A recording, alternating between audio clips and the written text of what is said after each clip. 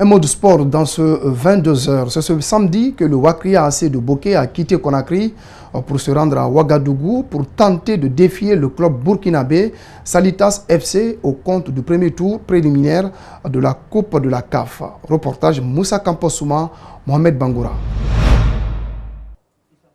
Le Wakria Athletic Club de Bokeh est dans la campagne continentale en Coupe de la Confédération africaine de football. C'est ce club qui représente la Guinée cette saison 2018-2019 dans cette catégorie, pour la première fois depuis sa création il y a juste 3 années. C'est le centre technique de Nongo qui a servi de cadre aux préparatifs de leur match face au Salitas FC du Burkina et à leur hébergement. Avant leur départ pour Ouagadougou, le staff technique s'est dit très confiant et espère ramener de bons résultats à Conakry. Le groupe, on est tous motivés, il y a une solidarité antérieure entre les joueurs. Et on s'est dit, pour une première fois, on va essayer d'honorer Wakria en particulier et la Guinée en général pour cette première sortie. Vous savez, le football, il y a 3 facteurs, soit la victoire, le nul ou la défaite. Mais on ne souhaite pas au moins ramener la défaite. On veut au moins la victoire. En défaut de la victoire, au moins un match nul. Inch'Allah. Jouer la campagne africaine est un rêve qui est devenu une réalité. Si vous me demandez si c'est un rêve qui se réalise, je vous dirais peut-être à moitié, puisque et participer à une compétition, ça peut être un rêve, mais aller plus loin, je pense que c'est ce qui peut être le meilleur rêve qu'on puisse se souhaiter, quoi. Donc, puisque c'est notre première expérience, ça ne sert à rien pour nous de se projeter sur des objectifs dont on ne connaît pas d'abord et on va jouer, gérer match par match, quoi. En rappel, le Wakria Athletic Club de Bokeh croisera le fer au club burkinabé Salitas FC ce mardi 27 novembre à Ouagadougou à partir de 18h.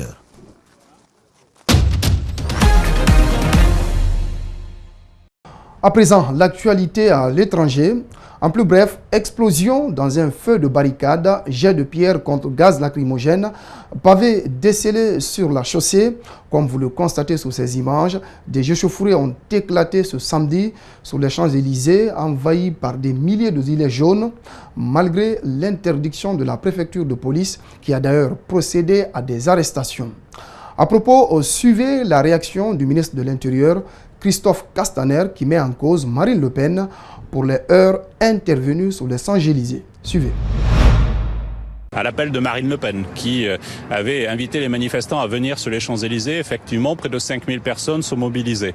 Mais ce que l'on constate, c'est qu'aujourd'hui, l'ultra-droite s'est mobilisée, est en train de vouloir dresser des barricades sur les Champs-Élysées. Nos forces de sécurité avaient parfaitement anticipé cette situation.